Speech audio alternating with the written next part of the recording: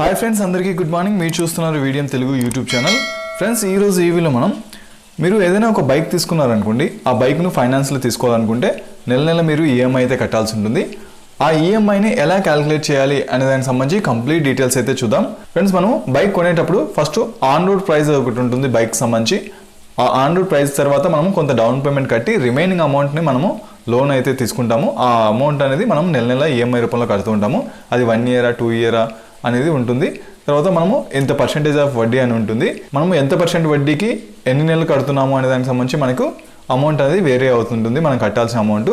So ఈరోజు మనం ఈ వీడియోలో ఈ ఈఎంఐ క్యాలిక్యులేషన్ ఎలా చేయాలి అనే దానికి సంబంధించి కంప్లీట్ డీటెయిల్స్ అయితే స్టెప్ బై స్టెప్ ఎక్స్ప్లెయిన్ చేస్తాను. ఈ వీడియోని మీరు స్కిప్ చేయకుండా చివరి దాకా అయితే చూడండి. ఫ్రెండ్స్, ఇంకా మన ఛానల్ ఎవరైనా సబ్స్క్రైబ్ చేసుకున్నామంటే సబ్స్క్రైబ్ చేసుకొని పక్కన బెల్ ఐకాన్ క్లిక్ చేస్తే మన ఛానల్ వచ్చే కొత్త వీడియోస్ మీకు ఎప్పటికప్పుడు నోటిఫికేషన్ రూపంలో వస్తుంటాయి. ఈ వీడియోకి ఒక లైక్ అయితే చేయండి, ఎందుకంటే మీరు చేసే లైక్ అనేది మాకు కొంచెం సపోర్టివ్గా ఎంకరేజ్మెంట్గా ఉంటుంది. Thank you friends. ఇక టాపిక్లోకి వెళ్దాం. ఫ్రెండ్స్, మీరు ఏదైనా ఒక బైక్ సంబంధించి ఈఎంఐ క్యాలిక్యులేషన్ చేయాలనుకుంటే ఫస్ట్ మీరు గూగుల్ సెర్చ్లో బైక్ ఈఎంఐ క్యాలిక్యులేటర్ అని క్లిక్ చేయండి. మీకు ఇక్కడ డిఫరెంట్ క్యాలిక్యులేటర్స్ అయితే వస్తాయి. సో ఇక్కడ చూడండి, మనకి బైక్ దేకో అనేది ఒక వెబ్సైట్ ఉంటుంది. సో దీన్ని క్లిక్ చేయండి. దీన్ని క్లిక్ చేస్తే మనకి మనం ఏ టైప్ ఆఫ్ వెహికల్ తీసుకోవాలనుకుంటున్నాం అనేది ఇక్కడ సెలెక్ట్ చేసుకోవాలి. ఇక్కడ చూడండి, మనకి బ్రాండ్ సెలెక్ట్ చేసుకోవాలి. ఫర్ ఎగ్జాంపుల్ టీవీఎస్ అనుకోండి, టీవీఎస్ క్లిక్ చేయండి. తర్వాత మనకి ఏది దీంట్లో టీవీఎస్లో ఏది అనేసి అడుగుతుంది. సో ఫర్ ఎగ్జాంపుల్ జూపిటర్ అనుకోండి, జూపిటర్ క్లిక్ చేయండి. మళ్ళీ జూపిటర్లో కూడా జెడ్ఎక్స్ అనేసి, క్లాసిక్ అనేసి ఇలా ఉంటుంది. సో దీన్ని క్లిక్ చేయండి. మీరు ఏ మోడల్ అయితే తీసుకోవాలనుకుంటున్నారో ఆ మోడల్ క్లిక్ చేయండి. మీరు మోడల్ క్లిక్ చేయగానే మనకి ఇలా చూపిస్తుంది. మనకు ఆన్ రోడ్ ప్రైస్ ఎంత, తర్వాత మనకు డౌన్ పేమెంట్ ఎంత కడుతున్నాము, తర్వాత మనకు రేట్ ఆఫ్ వడ్డీ ఎంత అనేసి ఇక్కడ ఉంటుంది. సో మీరు ఆన్ రోడ్ ప్రైస్ వచ్చేసి ఇక్కడ 94,990 రూపాయలు. ఫర్ ఎగ్జాంపుల్ మీరు డౌన్ పేమెంట్ అనేది 9,990 రూపాయలు కట్టారనుకోండి. తర్వాత మీకు వడ్డీ అనేది 14% అనుకుందాము. 14% వడ్డీ, తర్వాత మీరు డౌన్ పేమెంట్ ఏమో కట్టేశారు 9,990 రూపాయలు. సో మీరు 24 మంత్స్ ఈఎంఐకి అయితే సెలెక్ట్ చేసుకున్నారు, అంటే 2 ఇయర్స్ పీరియడ్ అనమాట. తర్వాత మీరు ఆన్ రోడ్ ప్రైస్ వచ్చేసి మనం చెప్పుకున్నాం 94,990 రూపాయలు. మీరు డౌన్ పేమెంట్ 9,990 రూపాయలు కట్టారు కాబట్టి మీరు రిమైనింగ్ కట్టాల్సిన లోన్ అమౌంట్ వచ్చేసి 85,000. సో ఈ 85,000కి మీరు 14% వడ్డీ ప్రకారము 24 మంత్స్ ఈఎంఐ కడితే మీరు నెల నెల కట్టాల్సిన అమౌంట్ 4,081 రూపాయలు అనమాట. సో ఈ 4,081 రూపాయలు అనేది ఎలా వస్తుంది అనేది మనం ఇప్పుడు క్యాలిక్యులేషన్ చూద్దాము. బైక్ ఈఎంఐ క్యాలిక్యులేషన్ ఇప్పుడు చూద్దాము. సో మనం తీసుకున్నాము టీవీఎస్ జూపిటర్ని ఎగ్జాంపుల్గా తీసుకున్నాం కదా. ఇక్కడ ఆన్ రోడ్ ప్రైస్ వచ్చేసి 94,990 రూపాయలు. సో మనము డౌన్ పేమెంట్ వచ్చేసి 9,990 రూపాయలు కట్టాము.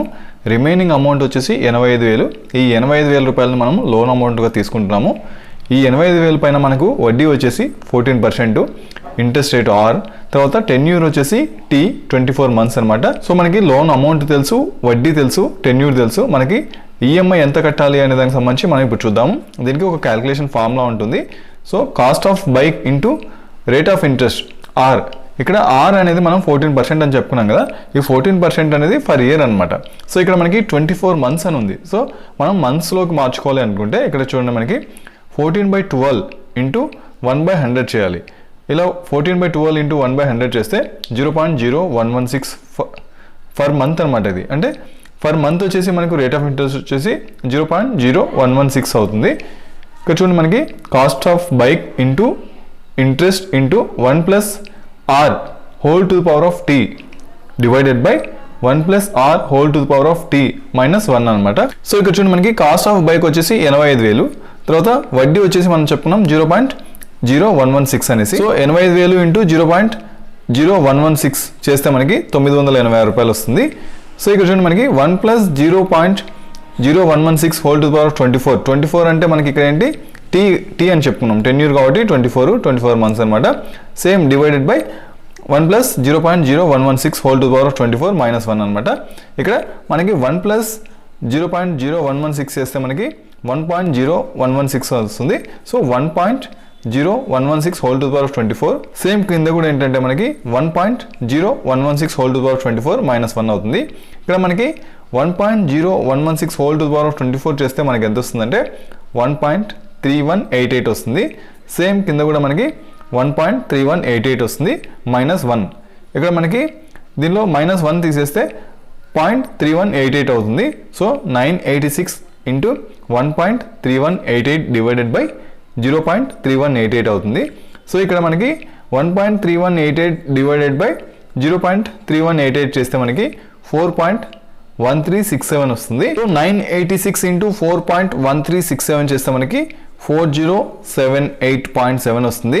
ఇక్కడ ఏంటంటే మనం చెప్పుకున్నప్పుడు 4081 వచ్చింది. మనం క్యాలిక్యులేషన్ చూస్తే ఇక్కడ మనకి 4078 వచ్చింది. అంటే 3 రూపీస్ డిఫరెన్షియేషన్. ఈ డిఫరెన్షియేషన్ ఎందుకు వచ్చిందంటే ఇక్కడ మనకి పాయింట్స్ తర్వాత డినామినేషన్ మనం 4 వరకే తీసుకున్నాము. ఆ తర్వాత మనం ఫస్ట్ స్టార్టింగ్లో చూసాము 0.011666 ఇలా ఉంటుంది.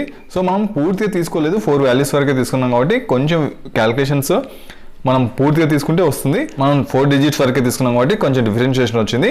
సో ఈ విధంగా చాలా ఈజీగా మీరు బైక్ ఈఎంఐ క్యాలిక్యులేషన్ అయితే చేసుకోవచ్చు. ఇక్కడ బైక్ అనే కాదు, మీరు కార్ కూడా సేమ్ ఇలాగే క్యాలిక్యులేషన్ చేసుకోవచ్చు. మీరు ఎంత అమౌంట్ ఆన్ రోడ్ ప్రైస్ ఎంత, మీరు డౌన్ పేమెంట్ ఎంత చేశారు, రిమైనింగ్ అమౌంట్ ఎంత లోన్ తీసుకున్నారు, ఎంత వడ్డీ, తర్వాత ఎంత టెన్యూర్కు అనేది, అంటే ఎంత అమౌంట్, ఎంత % ఆఫ్ వడ్డీ, ఎంత టెన్యూర్ అనేది తెలిస్తే మీరు ఈఎంఐ క్యాలిక్యులేషన్ అయితే చాలా ఈజీగా అయితే చేసుకోవచ్చు అనమాట. సో ఫ్రెండ్స్, ఈ విధంగా చాలా ఈజీగా మీరు మీ యొక్క బైక్ సంబంధించి ఈఎంఐ అయితే క్యాలిక్యులేట్ చేసుకోవచ్చు. ఇక్కడ బైకే కాదు, కార్ లోన్ తీసుకుంటే కూడా కార్కి సంబంధించి ఈఎంఐని కూడా ఇలాగే మీరు on road price, total amount ఎంత, మీరు కట్టాల్సిన అమౌంట్ ఎంత, ఎన్ని నెలలు కడతారు, ఎంత వడ్డీ ఉంది అనేసి సేమ్ ఇదే క్యాలిక్యులేషన్ వచ్చేసి మీరు బైక్ కావచ్చు, కార్ కావచ్చు, ఇంకేదైనా లోన్ సంబంధించి ఏదైనా లేదు ఒక వస్తువు తీసుకున్నా కూడా సేమ్ ఇలాగే, అంటే రిఫ్రిజిరేటర్ కానీ, వాషింగ్ మిషన్ కానీ, ఇలా పెద్ద పెద్ద వస్తువులు మీరు తీసుకున్నా కూడా దాని యొక్క ఈఎంఐ క్యాలిక్యులేషన్ కూడా ఇలాగే చేసుకోవచ్చు అనమాట.